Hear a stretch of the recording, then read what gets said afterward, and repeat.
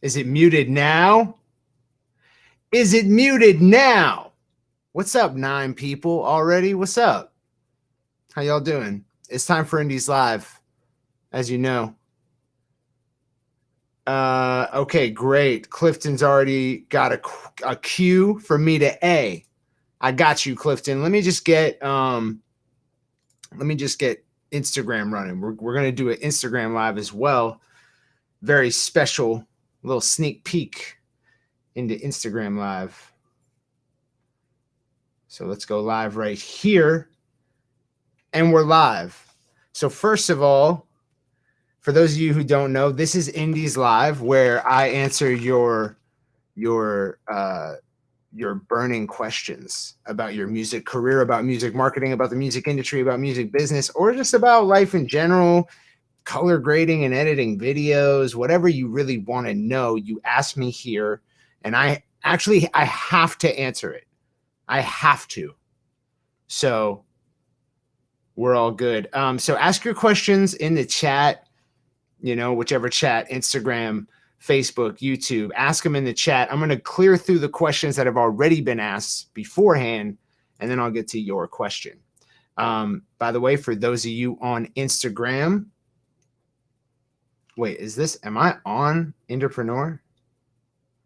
I think I am. Instagram, folks, let me know if I'm on Indepreneur or my personal shit, because that would be whack. Hey, what's up, though? I'm going to wave at y'all. I have to, Eridonis. That's real. That's real life. So I'm going to just get to it, but if y'all could let me know on Instagram, I would hate to be streaming from my music page. You know what I mean? That would be weird. All right, so first off, Devin, Mickey Young Bridges, my guy, asks, too long, didn't read. I'm wondering if it would be smart to run 2 different permission bribes. What he means is like something you give to your fans in exchange for their email address. If it would be smart to run 2 different permission bribes, 2 different offers for getting emails at or around the same time, based on where I'm at in my career and with what I plan to build out next. Last week, Shay brought up a really good point in response to a permission campaign idea I had brought up during Indies Live. Since I'm a new artist, fresh off of this is not a too long didn't read. This is the didn't read, man. But I'm gonna read it anyways.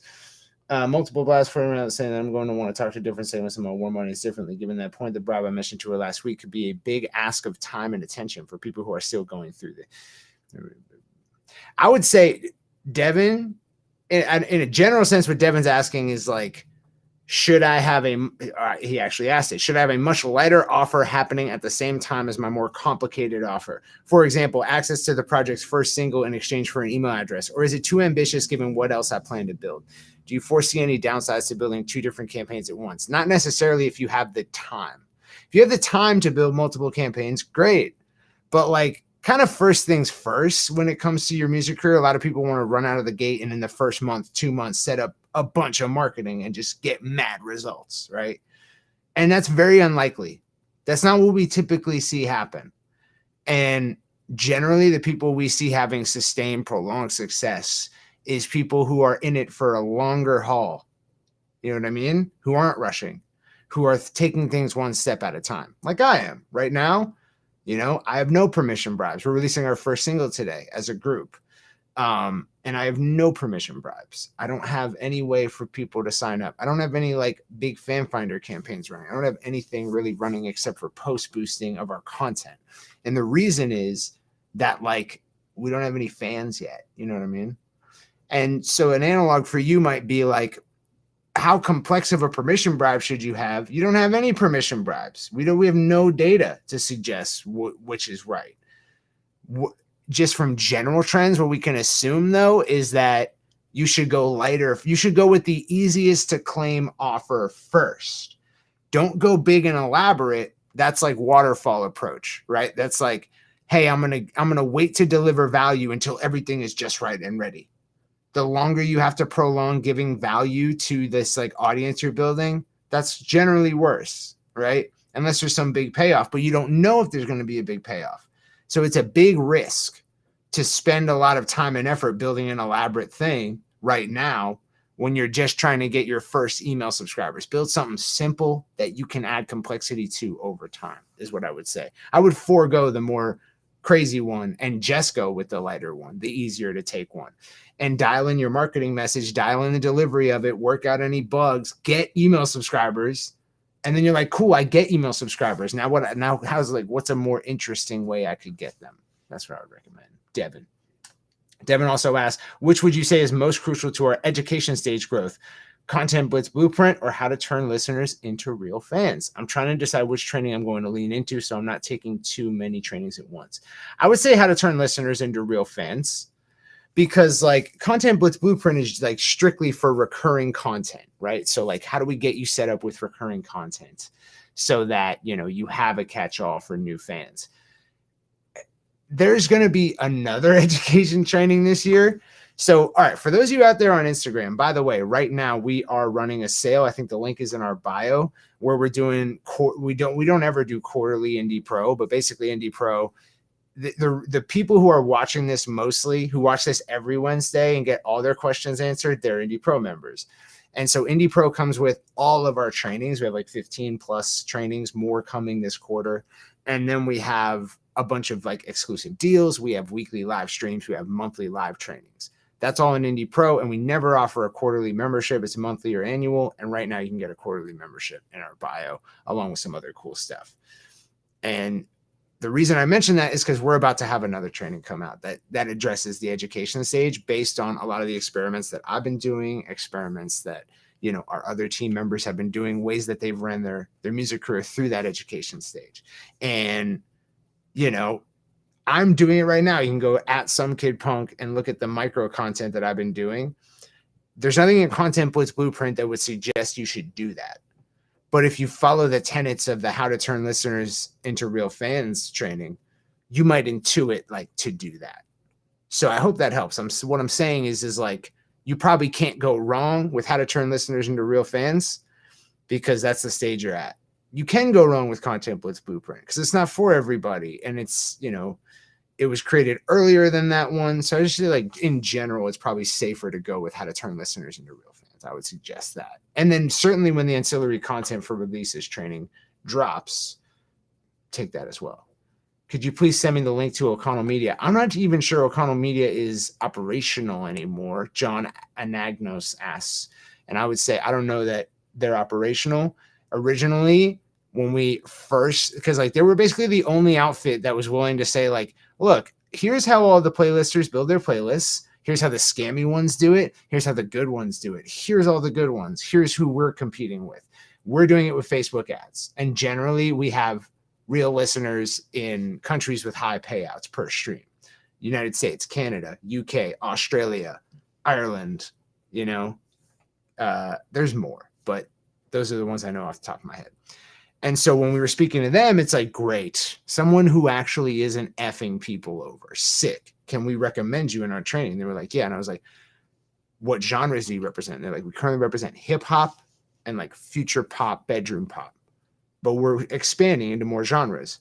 That expansion into more genres was unsuccessful. They were not able to garner followers for their playlists in rock, in country. It just wasn't as easy as it was for these more younger genres. And so generally, that's something that we can take from. We can say if you're in these genres, like it's harder, it's a divergent strategy going into Spotify. So anyways, we stopped recommending O'Connell Media because they were like, we can't handle the volume of requests we get from you guys as is. And a lot of them are for these genres we can't pull out wins for. We're not going to sell a product where we can't pull out wins. So that's they're I think they've even gotten more exclusive over time. They work like with a small handful of clients and they build those playlists to spec for those clients. And all those clients are like hip hop, bedroom pop. Sorry to say, we have playlists you can submit to. We throw indies on all our playlists and we run ads on those playlists. So we actually hired an operative from O'Connell Media. That's the cool part. We hired an operative from O'Connell Media as a contractor to figure out our ad strategy for building up our playlists with good traffic. And so we have playlists that we're building up in the same way O'Connell Media did, except you don't have to pay us for a campaign because, you know, we'll just put you on if your music's dope. We're just trying to put dope indies on. So definitely go to our services page, indiepreneur.io/services, and check out our playlist. You can submit to them, and if your music's like dope, well, they'll throw it on and cost you nothing. And you can be sure this is just a branding expense for us. So we spend an ad spend to build up those playlists as a service back to our community. You don't have to do anything to get on it. Just have good music. That's it. And fit the playlist. Don't submit your trap record to 90s hip hop. You know what I mean? It's not going to work out for you. So, okay. Hope that helps, John. Jay Garrigan asks, hi, Kyle. Do you have a recommendation on accounting software to use? Per your training, I have a few apps going to Excel sheets for sales, but between Thrivecart, Shopify, Stripe, PayPal, payments held in reserve, taxes, shipping, etc., I'm at the point where I need more structure and organization. Do you have any recommendations on tools to help organize the accounting or a whiz-bang awesome spreadsheet to share? Thanks so much. I don't have a spreadsheet to share because spreadsheets, like when you get into spreadsheet building heavy, like your boy over here, everything is highly context dependent. There's no spreadsheet that I would like plug and play for you. I can give you our entrepreneur finances sheet, hard coded, no data in it, but it's not going to help you. But I start off by building the crap spreadsheet first. So I go into Google Sheets and I'm like, whatever I'm about to build here, whatever I'm going to spend the next 3 hours on, I'm probably going to delete it. It's not going to be the one that I end up using, but it will teach me everything I need to know to build the one I end up using. So make a shitty one first. Put all your data out there. Do it shittily, and then go back and figure out how to organize it better. Those are my general recommendations for spreadsheeting. Entrepreneur put his big boy pants on when we got Bench, and Bench is tight. Bench will reconcile your books. They're not the best. They're not the most thorough. They're going to miscategorize transactions and shit. They will. But it's a 90% solution. And right now what you're looking at is probably like a 50-60% solution, just relying on yourself. So don't eschew a 90% solution for the 10% you don't get. Bench is cool. It's $185 a month though. So get it when it's worth it. That's what I would recommend. Raleigh White asks, what website platform and email service do you recommend? I recommend for most indies, WordPress, because whatever it doesn't do, you can get it to do. Whereas if you go with Squarespace or you go with Wix or you go with Bandzoogle, it's just like any easy does it builder. Any website builder that treats you like you're a friggin' idiot, don't go with that website builder. That's my recommendation. Because it's like, what are you going to gain from this? They're treating you like you're a child. Oh, look, we made pretty templates for you.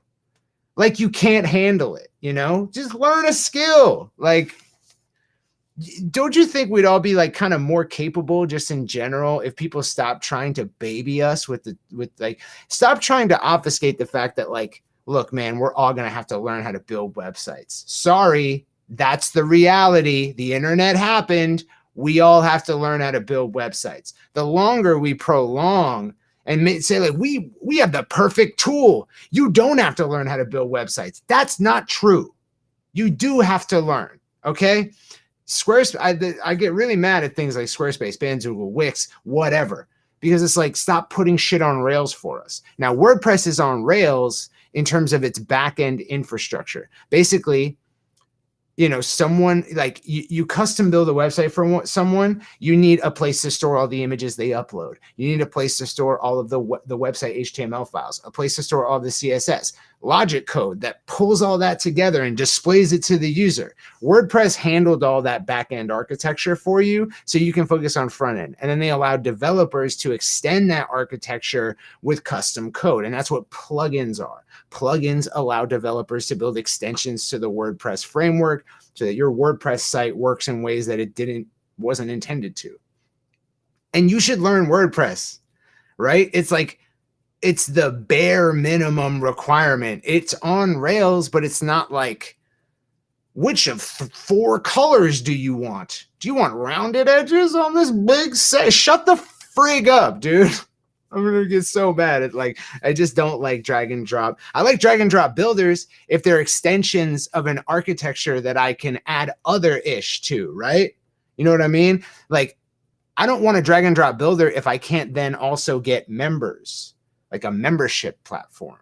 But with WordPress, if I install my drag and drop builder, I can also install a membership plugin. I can also install an audio server. I can install all different types of stuff onto my WordPress site. You can't do that with Squarespace. You can't do it with Bandtool. You can't do it with Wix. And God, you cannot do it with Bandcamp or SoundCloud or whatever.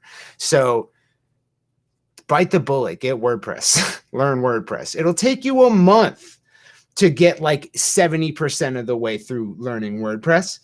The next, 20% will take you a year. The next 10% will take you your whole life. And that's just like how learning stuff is. You're a musician. You learned how to play an instrument. You know how it goes.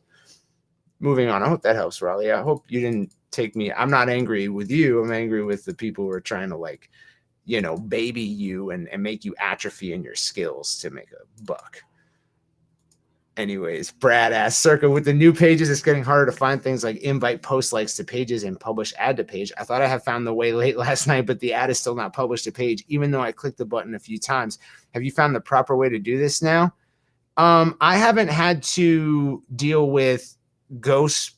So what Brad's talking about is that like you can publish a post to your Facebook page or your Instagram, right? And then it's public, and then you can run an ad on that post. And what you're doing is you're taking that exact post that you publish and you're showing it to more people. You're making it appear in more people's news feeds or whatever. But you can also make an ad that is not published and publish it later.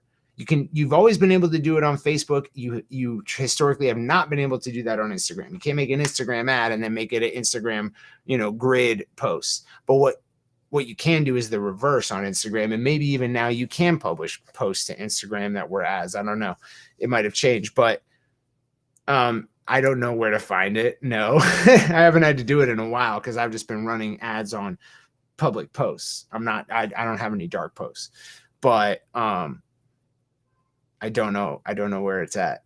It's probably in Creator Studio, TBH. Yeah, I would imagine it's in Creator Studio. You go to your video library, you find the video posts. Although Creator Studio might not have, let's find out, dude. I'm not going to leave you high and dry.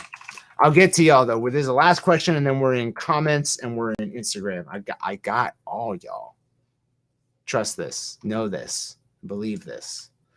All right, we're in business Facebook. Ooh, new UI on Business Suite, huh, gang? That's pretty cool. Let's see what's up. All right. Posts. All right. So if you go to business.facebook.com, you make sure the correct business manager is selected. You go to posts. Oh, it's only published and scheduled. Very interesting. More tools. Ads manager. Yeah. Media library, maybe? I don't know. Let's see. No, it's not media library. All right. That's very interesting. I don't know. Scheduled? Maybe? No, it's not that. Let's go to Facebook documentation. I'll Google it for you. Publish ad post to page, Facebook. That's my term, y'all. That's what I'm Googling. Go to page post, choose ads posts or published posts.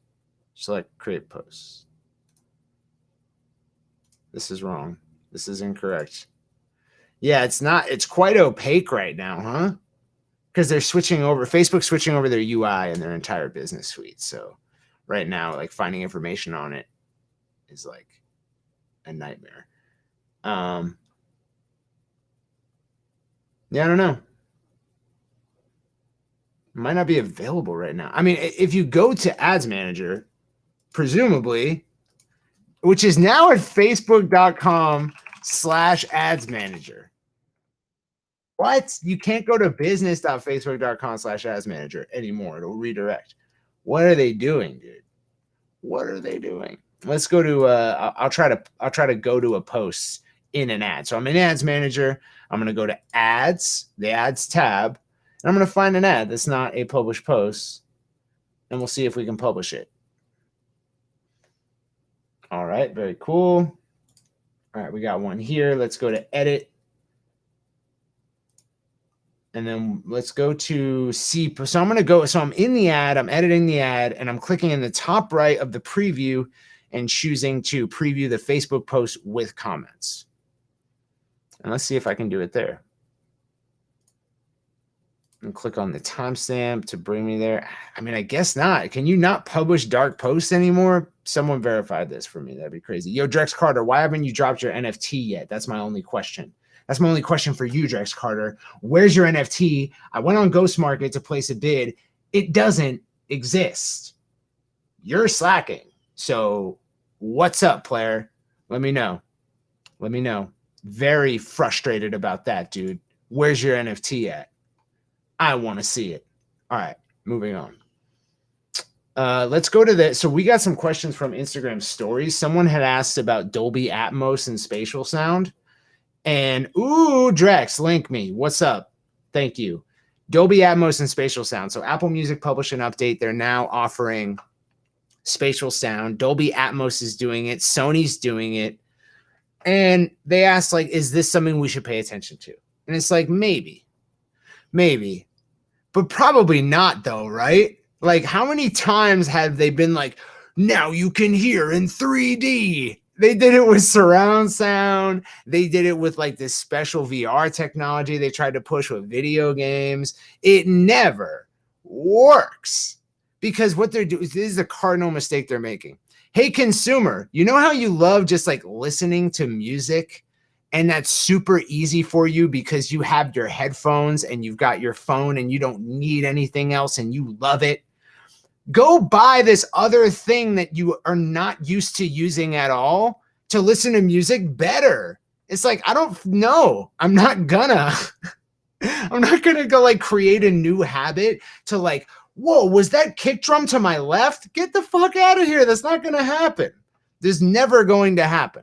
So I don't know. I'm skeptical until like people are like bugging out. If there's no hardware requirement whatsoever, you can just pop in your AirPods or whatever, your Galaxy Buds, and it's 3D, sure, that might take off. But like you introduce any friction into that. I have to buy something new. I have to download a different app. I have to switch on a setting that's like hidden in my Apple Music. I'm not going to do it. No one's going to do it. No one's going to do it. Why? Because music listening is really good on its own. It already is a very, very successful product. So like if I'm saying like, yo, you know, you have your morning coffee every day and it's like been the same for 10 years and you have no issues and there's no pain points. What if all you had to do was something completely different than what you're doing right now and it would be 3% better? Interested? All right, all you got to do is buy these special packets and then you store those next to where you put your coffee and then you make sure to mix in the packet 5 minutes before you drink it. And if you do it 5 minutes before you drink it, you'll notice a 3% bump in the taste. What's up? You want to do it? No, you don't want to do it. Nobody wants to do it. So yeah, I'm skeptical. Next, the only other question from Instagram stories was 50 singles goal. Okay, so I have 50 singles. My goal is to make a profit ASAP. What exact steps should I take? So number one is I cannot tell you because it seems like you're not open to the idea of risk, which is you've got 50 singles. Okay, what if they're all garbage? What if they're all www.trash.com and you upload them there and nobody listens? I can't help you with that.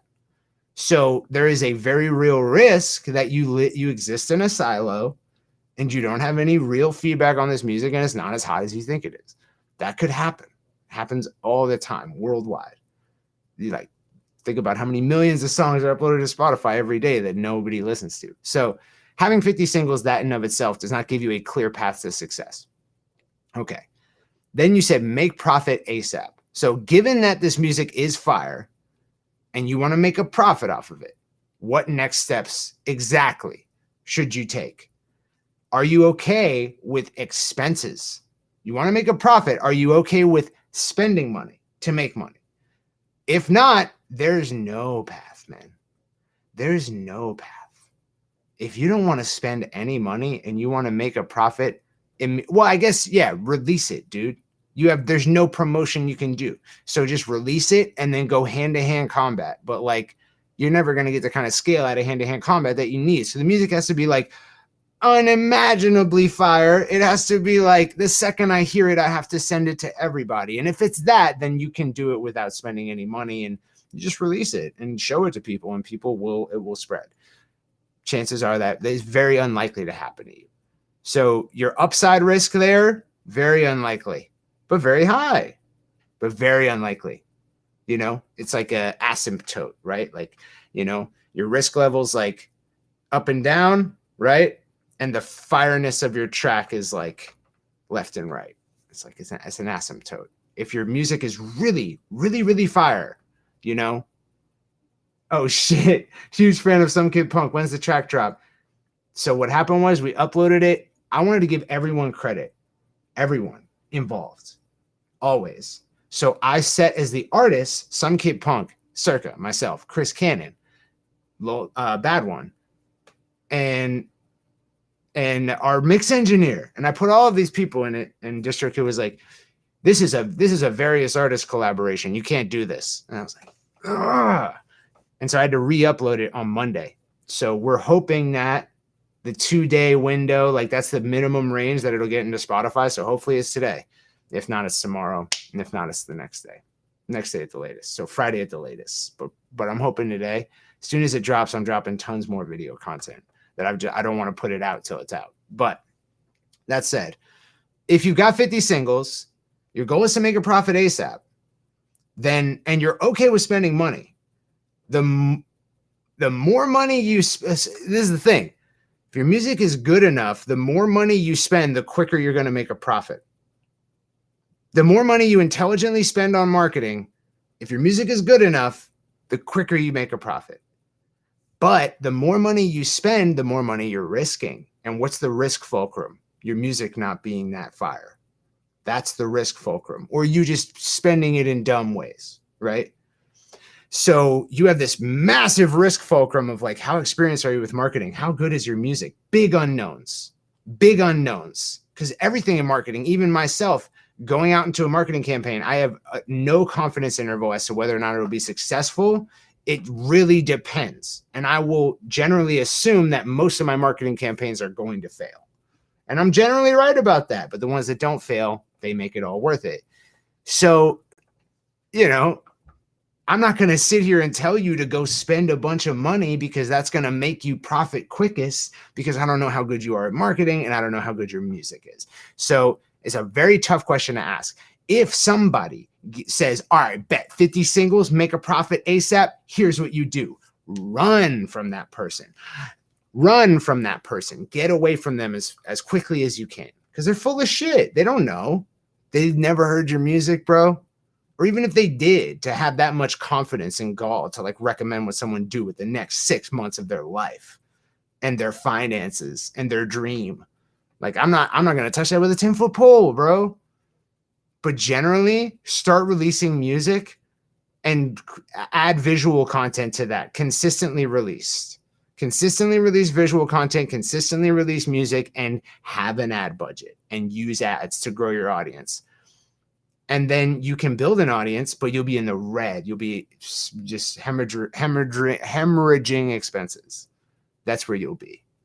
And so that's where you are when you first build your audience, bro. And then you got to get that audience to like get excited about an offer or a product, and then get them to buy it, and then pay off the cost of printing that product or making it. And then have that inventory, second wave of fan base, second wave of first-time buyers, first wave of second-time buyers. Boom, profit. That's like 2 years. That's what I'm signed up for. We're in the first 5 yards, bro. That's where we're at, despite the fact that we've been working since January on this project that I'm on. So I don't expect to see money. I'm levered, bro. I've got thousands in this project, thousands. And I don't expect to see a recoupment of that until next year, intentionally. So think about these kinds of things. I hope that helps. All right, cool. I'm going to refresh this Indies Live questions page to make sure there's nothing else. And I'm going to get to you folks, you fine folks in the comments who have been waiting. so patiently. So we're going to switch back and forth from Facebook to Instagram.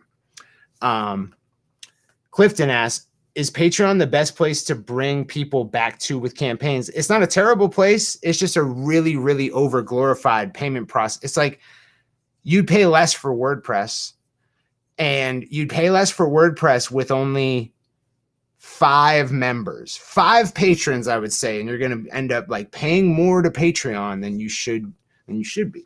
So I would go with a WordPress member website as quickly as possible, and an MVP, a minimum viable product of it, before Patreon. But I'm a weirdo, you know? If you just don't want the hassle and you want to slowly build it, and you don't really care like how dynamically you can serve content, and you don't really care how much you're paying for payment processing through Patreon, that you would pay much less through Stripe. If you don't care about all that and you just want an easy does it platform and all you have to worry about is sending people to that and getting them to sign up, like, it's a great option. I'm not comfortable with the level of control that's taken away from me on Patreon. I hope that helps, Clifton. All right, I'm going to answer 2 more on here, and then I got you, Instagram. I got you guys. Hey, Circa, running a FF on IG. I've been following people who like the post. I don't know if I should do that.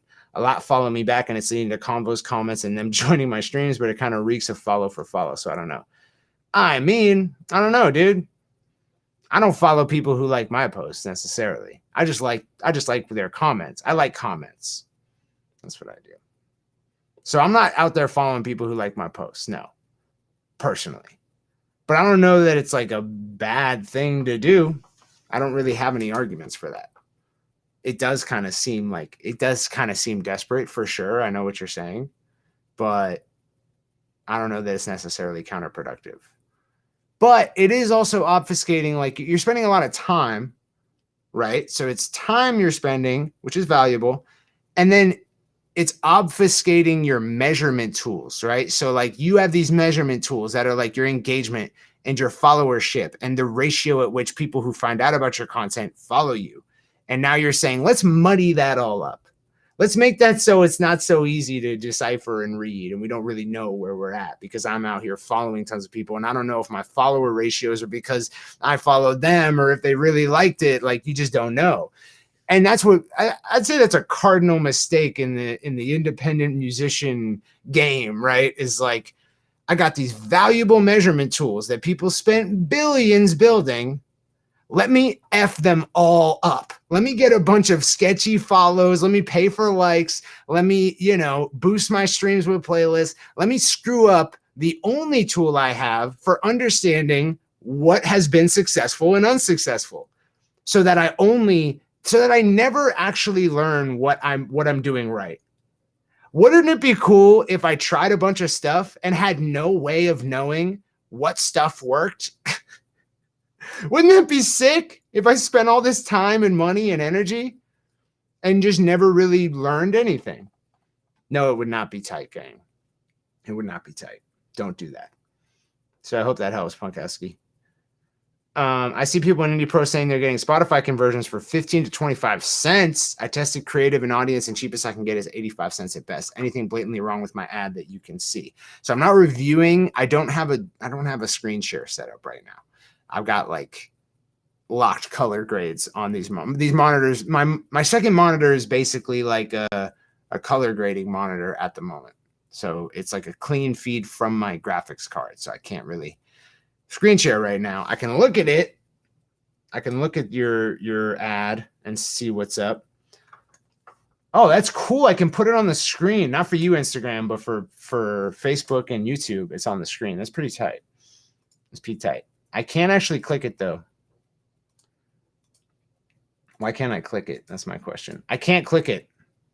So I wish I could look at it, but I can't. I will say generally, though, that like you can't benchmark Spotify followership. Why? Because you're not tracking Spotify followership from ads. You're not. You're tracking overall Spotify followership and ad clicks, and you're trying to correlate between the two figures, but there's no direct relationship. It's not like a data scientist would scoff. They'd be like, ha, you know how much your Spotify followers cost. You don't, actually. You don't know how much they cost across any consistent period of time, and neither do the people saying they're getting them for 15 to 25 cents. They don't know either. because there's no direct tracking from ads into Spotify followers. So they're lying. And it generally, I'm not going to focus on those things. I'm not going to focus on how much my ads are getting me Spotify followers. Probably not. You can, and if you get great results, keep doing it. If you don't get great results, don't beat yourself up. It's a crap way to do things already. If you got great results, it would be like a fluke. The only time I've seen people get consistent results running ads to Spotify is when they're running it to the 502s. The 502s, but the 502s are a freak accident, man. The 502s went viral on TikTok, right? Like that's the kind of act you're talking about here. So I can't really say, that nobody, but I will say that generally the only thing that I've seen that has some consistency is building playlists with ads. You can get playlist followers and you can get a pretty accurate read on what your playlist follower count cost is. So because there's not a whole lot of discovery mechanisms in place for a random playlist you just created. People aren't just going to stumble upon it. There's nothing else you're doing to promote it. So as long as it's just ads you're doing, then you know pretty reasonably well how much each follower costs in ads. But you don't know that with your profile or your song because you're promoting it other places. Other people know about you already. So the data is all fuzzy. It's shit. So don't worry about your Spotify cost per follower on your artist page, generally. Don't. You don't know it. Other people don't know theirs. It doesn't exist yet. And until it does, don't worry about that shit. And, the ROI on sending traffic to Spotify that's not pre-qualified is very low. The only thing I'm going to use Spotify for is to push all of my qualified traffic, people who have already shown. I run ads on all of our dailies content. People who watch that shit, people who follow us after watching it, I'm going to push them to Spotify. Why? Because they've already raised their hand and said, I love this. And if you send me to Spotify, you know what I'm going to do next? I'm going to stream it constantly. Hey, me. They already did that. When you're running cold ads, like a cold ad, someone's never heard of you before, they see the ad and you're sending them to Spotify. You're sending tons of muddy traffic to Spotify. And what's that telling Spotify's recommendation engine? We have no idea who likes this. A whole bunch of people seem to come in. Some of them stream it. Most of them leave. We're not going to recommend it to anybody because we don't have strong data signals as to who to recommend it to. And every time we do recommend it to someone, 9 times out of 10, we're wrong. You want to get recommended in Spotify. So it behooves you to only send traffic to Spotify that's been highly qualified, that's already raised their hand and said, bro, second you send me to Spotify, that play button's going off. Not off, turned off. I'm going to smash it constantly. I'm going to play the shit out of your record. That's the traffic you want to send to Spotify. Because what does that tell Spotify? Spotify goes, oh, this is your fan. Yep, that's definitely what your fan looks like. And it takes the data about that person you sent to Spotify, and it goes and finds tons more of them. Tons more. As long as you're only sending it great clues as to where to find those people. If you're sending it shitty clues, it's not doing anything for you. So just cold advertising to Spotify, I don't see the benefit in it. I wouldn't do it personally. That's my thoughts. I hope that helps. We have a full 25 city. Okay, let me get to Instagram comments because y'all. Oh, well, that was shitty. All right, let me get to these comments.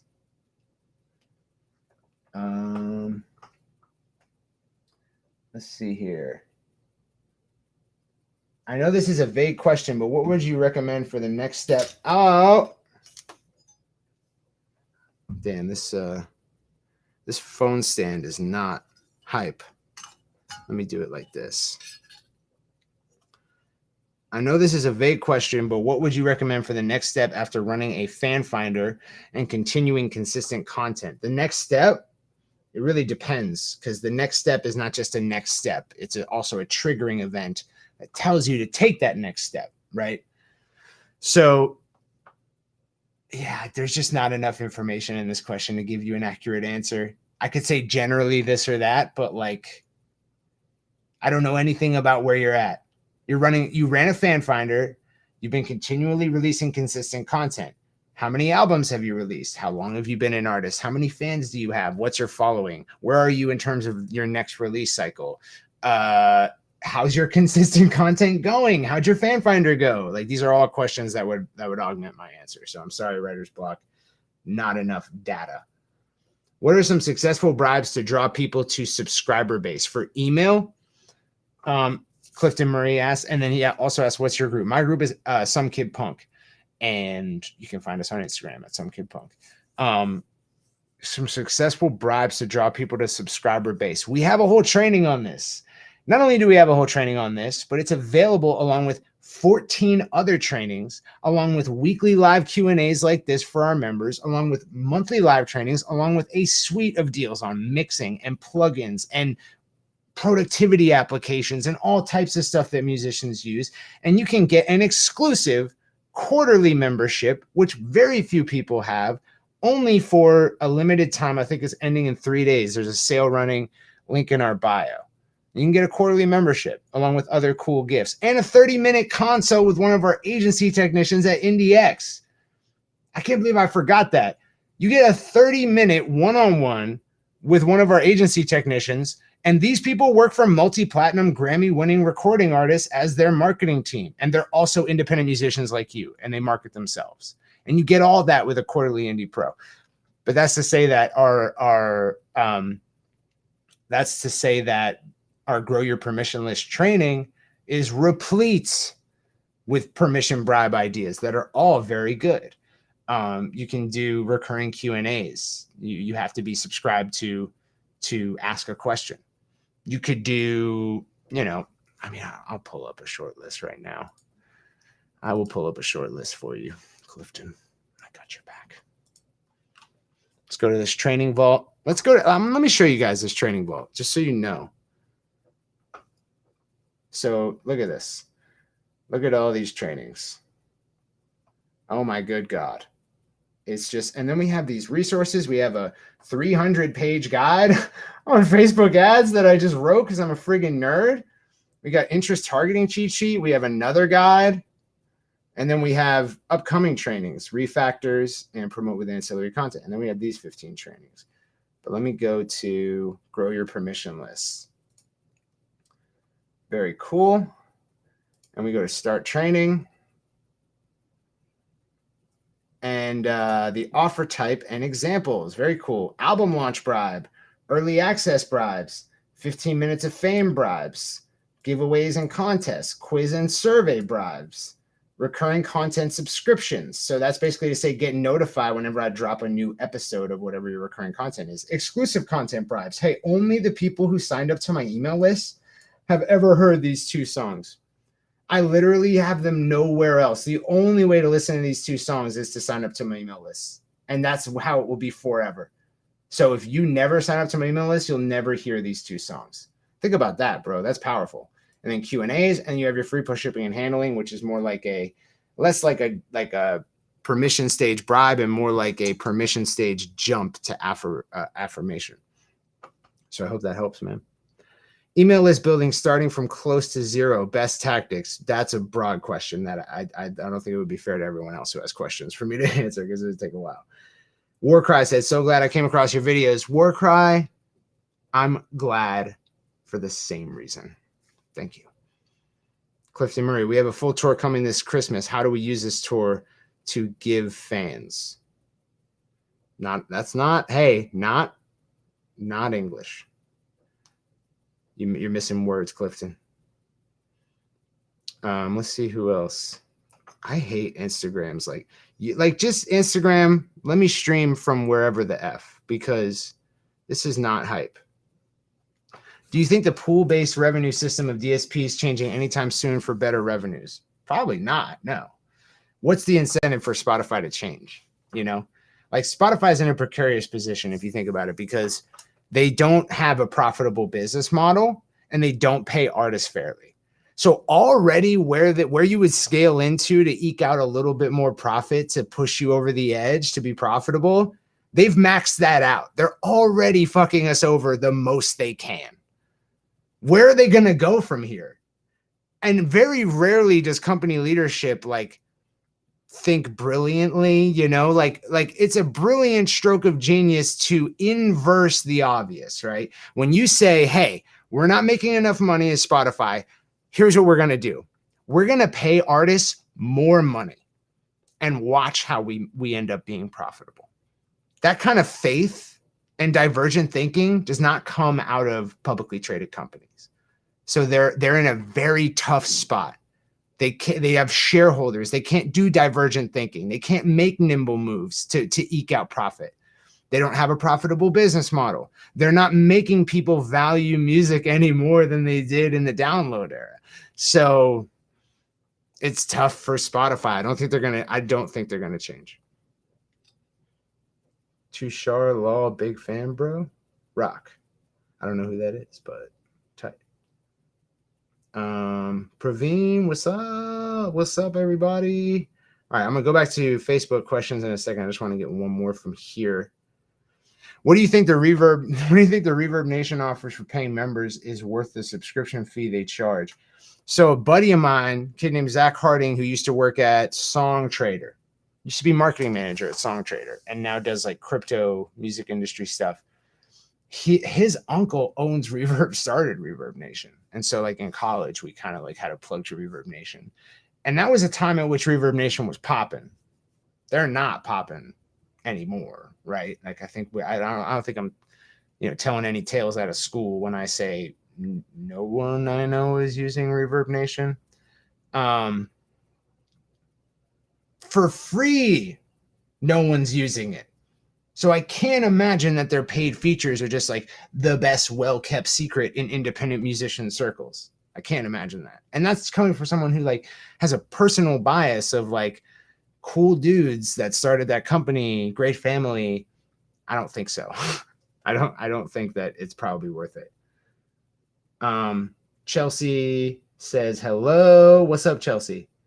Drex Carter lying about his NFT, saying it exists when it doesn't, and that he just needs to list it for sale. 12-year career, 1.5 million albums. We never saved fan contacts. How to do retroactively. Find them again. The tenors, as in the 3 tenors? Are you the 3 tenors or a different tenors? Okay. Never save fan contacts. 1.5 million albums sold. 12-year career. Where do fans go? Where do people who are still fans of your music go to get information about you? Is it a website? Is there somewhere they can go? Do you have ownership over your Spotify profile? Anywhere that people might end up where they could see a message, categorize all those places. Then create an offer to get them on your email list. Sign up for our email list, you get this offer. Something cool. But it doesn't have to be as cool as us indies have to make it because you already have tons of success. So they already adore you. So it can be like less meaningful. And then place that offer everywhere where people might Google you, anything. Go Google yourself, look at all the websites and see if you can contact them and let them know you're back at it. But whatever you can do to get that link, get that offer in front of the people who already adore you and start racking up email subscribers. And once you do that, you're in better territory. You can run ads, especially if you're targetable. I don't know if you're targetable, but if you sold 1.5 million albums, like you may be. And if you are, boom. This may be the rare instance in which Spotify ads might be helpful because you could target your own songs, your own music. And you could run audio ads and say, hey, tell them this story. Tell them we had a 12-year career, 1.5 million albums sold. You're listening to it right now. We never knew to just get your information so we could reach out to you. And now, like, we don't have any way to reach out to you. So here's what we're offering. Go here. We'll give you this super cool thing that you already obviously want because you're listening to us right now. And in exchange, all you got to do is give us your email address so that we can tell you when we have new stuff. Sound good? That's a great Spotify ad. I mean, if I'm listening to an artist who I haven't heard anything from in like years, and they're like, hey, we're back. We don't have your info. That's why you haven't heard anything from us. Go here to sign up and we'll give you something cool and exclusive and new you can do right now. I'm like, yes, dude. What? Yes, today is a great day. So that's my recommendation. Let's kick back over to, damn, we only got 7 minutes left. Time flies when you're answering indie questions. I'll say that. As someone who makes house and techno, is it worth me building my own Spotify playlist to promote my own music? Probably, because that's a highly playlistable genre. People tend to not even know the song they're listening to in that genre. It's like chill hip hop beats, lo-fi to study to, kind of like listening experience. Passive listening, I think is what they call it. Hello, Circa. What are your thoughts on original versus covers? Did an original and a cover of FF, the original did way better than the cover. Is this something that you see in other acts? Yes. Yes. I had my friend Jaquan over here the other day sitting across from me, and he's talking about his covers. I was like, bro, stop doing covers. Stop it. Stop it. How many fire artists that you listen to did you first encounter through a cover? You know? The only time that's ever happened to me is Yael Naim. Yael Naim covered Britney Spears' Toxic, and I was immediately enthralled. I listened to all of her music, and that's it. That's in 31 years of life. It's happened once. Probably not an entirely common occurrence in general. And it has the added benefit of seeming low rent, of seeming like your voice Alexander, and you're just out here trying to put a bright, shiny face on the newest Future record by singing it with an acoustic guitar. And that works for some people, but is that who you are? If that's your artistry, if you're Walk the Moon through and through, tried and true, if you're harmonics through and through, go ahead. But if you're not, if you have interesting, unique, divergent things to say with your voice and your pen, don't do covers. Or do a super divergent cover like Yael Naim. Flip it. If you're going to do flips, let's definitely separate covers and flips.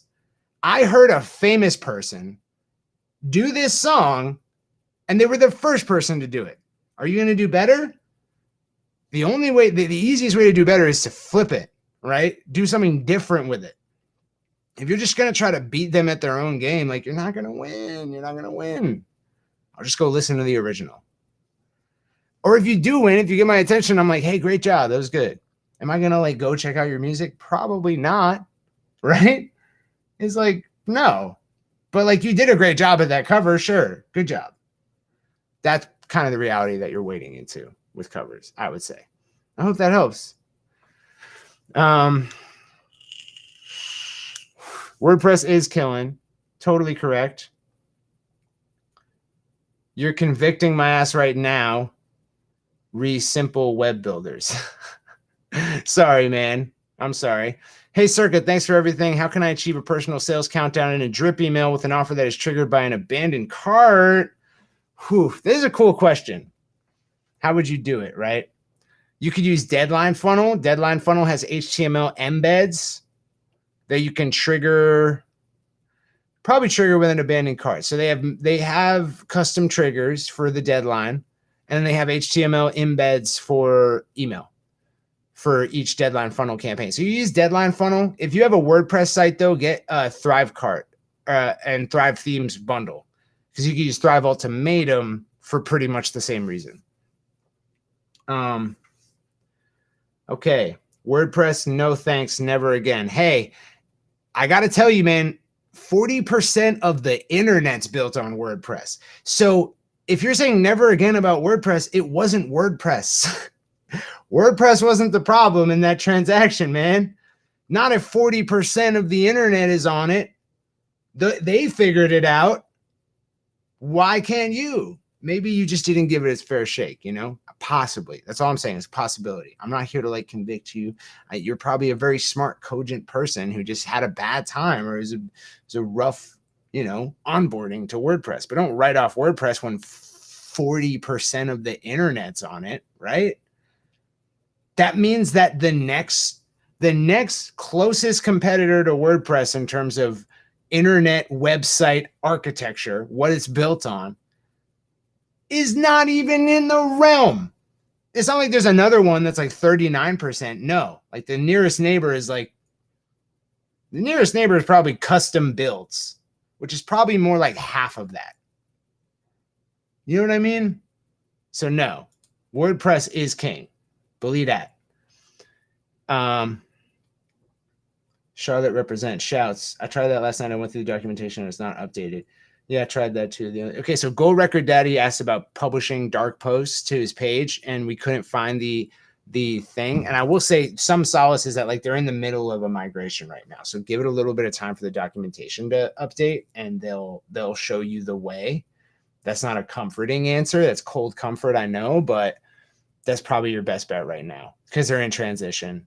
You know, as soon as we get the full new business suite and the full new UI and new documentation for it, you'll have your answer. And it might be that it's deprecated. Sorry, that sucks. You should see dark posts under page posts and ads manager. You should, but the problem is we're not. Hi, do you guys, oh wait, hold on. All right. Hi, do you guys have an update to how to optimize your Facebook page setup? Can we still invite people who like our page to follow us? I don't know if you can anymore, but we will be updating fan page optimization for sure. There's a lot to talk about, but we have to wait until the platform settles. We can't do it while it's in the middle of a migration. Hey, Circa, would you be up for taking a look at our free plus shipping and handling campaign? I would on any other Indies Live, but not this one because I don't have my monitor set up because this is just a Q&A. I'm sorry. But I will, someone would next week, as long as it's not ground reports. Yeah, there's no live training next week. It's another Indies Live. So if you pose that question, then they will help you out. Also, I've got, if you post it in the group, don't tag me, but just post it in the group on Friday night or like Friday. I have hot seat on Saturday morning. So I'll answer it then. And for those of you who are wondering, hot seat, Indies Live, ground reports, what are these? These are just the many ways that we give help. What's up, Iggy? These are just the many ways that we give help to our members, our Indie Pro members. And if you want to be an Indie Pro member, the link is in the bio. The sale is almost over. Quarterly membership, along with a 30-minute consult with one of our IndieX marketing agency technicians. I mean, pretty dang good deal. Those consults alone would have inflated that price like 40% more than it's currently sitting at. So lots of cool stuff in there, along with all of our trainings. Go check it out. More info, link in bio. I just said link in bio earnestly. Also, why don't we give more time to TikTok? It seems TikTok is better for organic views. I mean, maybe. Are you great at TikTok? Do you spend a lot of time on TikTok? You have to get that out of your language, right? Get it out of your vocabulary. Better for organic views? That's a huge, broad statement, right? It's like, in which country are you talking about? For what age range are you talking about? For what type of content are you talking about? For who? You can't just say TikTok's better for organic views. In what context are you talking about? So, Danny, love you, mean it, but no, not for you. Unless you're a TikTok, let's say you're a TikTok power user, you never go on Instagram and you love TikTok. It's your favorite. You spend all day on it. And you're doing all your promotion on Instagram. Yeah, for you, yes, TikTok is better for organic views because you love being on it. You're going to do better on it, but not for everyone. So it's highly context dependent. Give more time to TikTok if you like using TikTok. If, like me, you get on TikTok for 2 minutes and you kind of want to blow your brains out because you feel like this is not long for this world, then don't do that, right? I would kick my own ass if I were on TikTok any more than I currently am. So not for me, not for me. My organic views on Instagram, fire. Why? I spend a lot of time on Instagram. That's why. So if you really like it, do it. If you don't like it, don't force it. It's probably not going to pan out well. Probably not going to do better than people or as good as people who love the platform.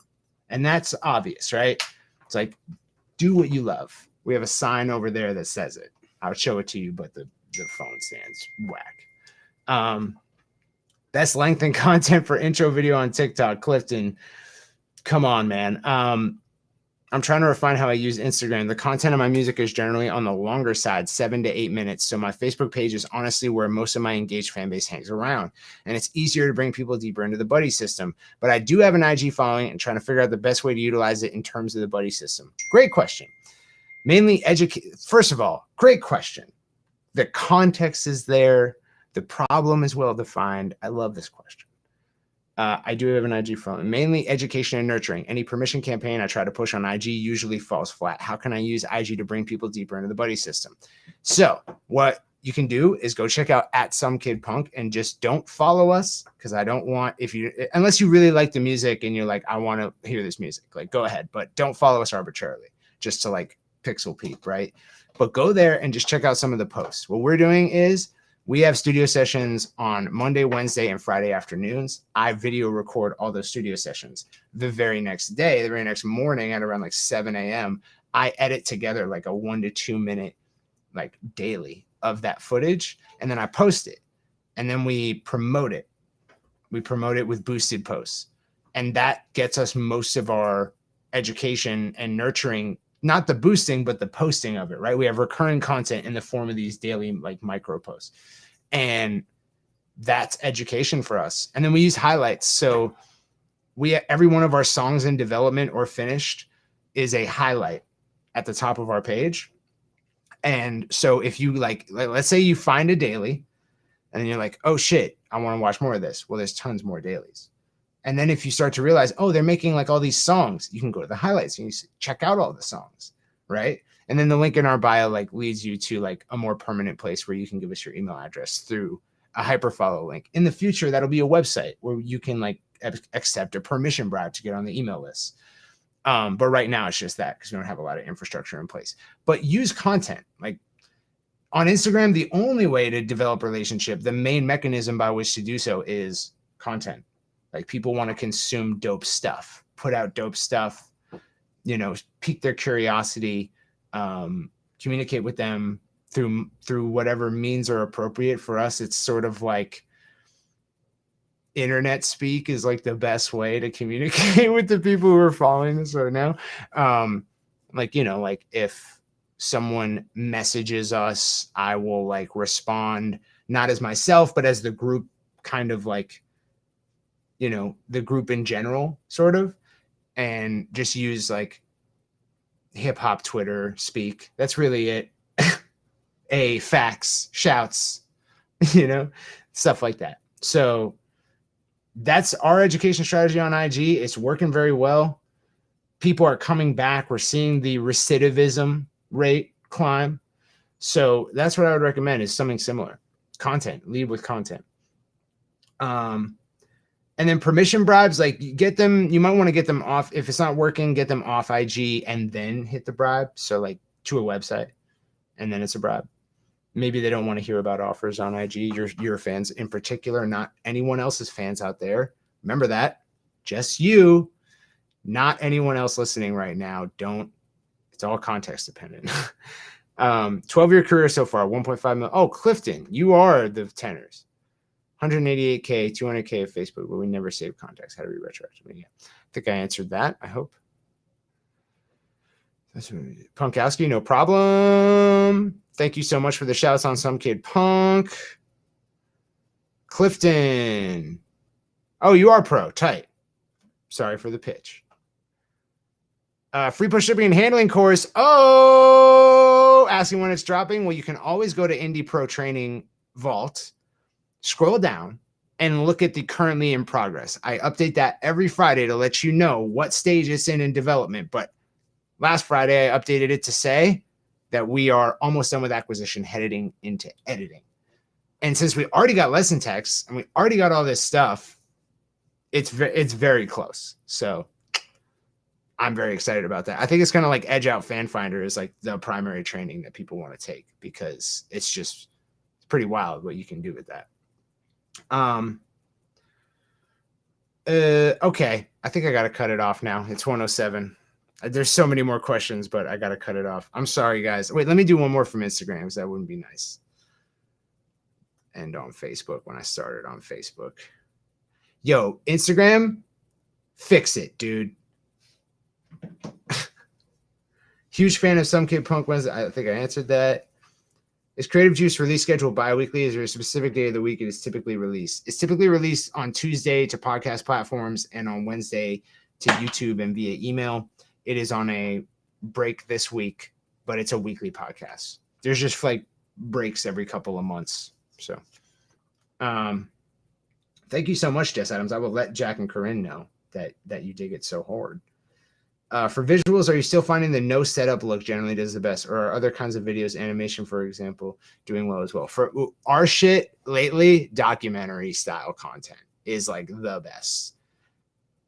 I mean, trying to seem cool generally works the opposite.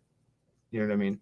But just like, you know, you're a musician, you're a creative. Your life's pretty cool. You just don't know it because you're used to it. And you have other creatives whose lives are slightly cooler than yours. And so you feel like a nerd. But like compared to like office workers, your life's the shit, right? So like just put it on display.